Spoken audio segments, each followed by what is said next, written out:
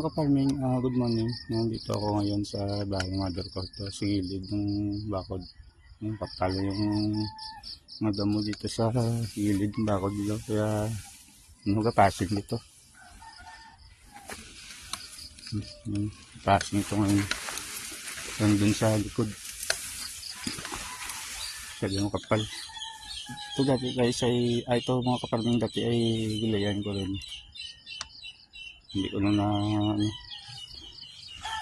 hindi ko na minsan dahil sa marami akong nawat din sa amin sa bahay.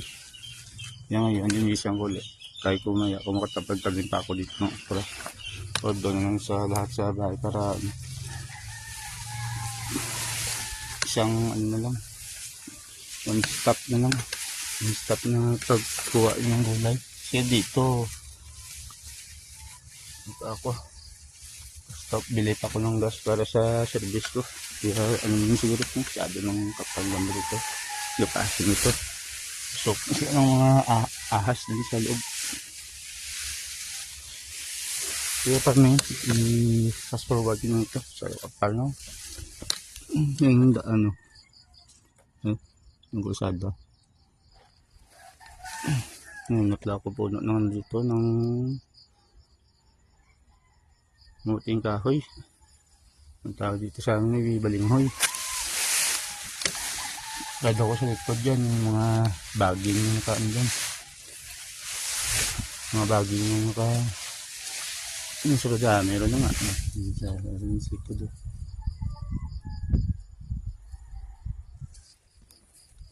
Yung kami tatuwag na ito para mabilis.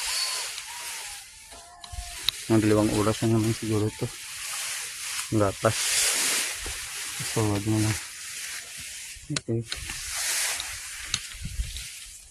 Parang luma pa ako dito ng okra. Siguro tumubo yung buto nito.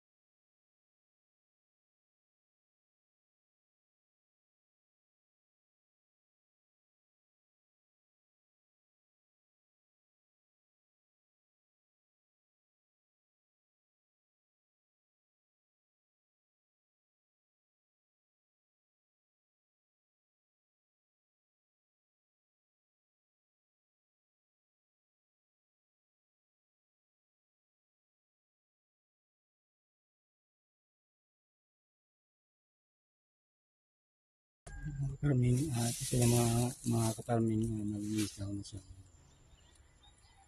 Hindi ko na siya buo isa na binatas ko na lang. Kasi hindi lang ako tanim dito ng okra. Kasi itong lupa ito maraming snail dito. Yung taklong. Ito. Kaya ginapas ko lang para hindi masyado marami dito.